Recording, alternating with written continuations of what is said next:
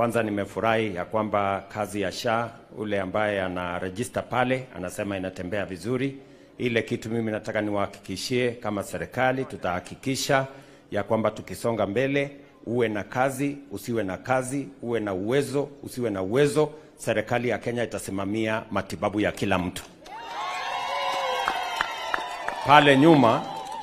Pale nyuma ni watu ambao wako na kazi na uwezo peke yao walipata insurance ya matibabu. Lakini sasa kama serikali tumesema every Kenyan, bila ya kujali ako na kazi, hana kazi, ama ako na uwezo, hasina uwezo, pia wakuwe na insurance ya kuhakikisha kila mmoja wetu akienda hospitali atibiwe na aende nyumbani bila ya kulipa pesa yoyote, serikali isimamie. So hiyo ni number 1.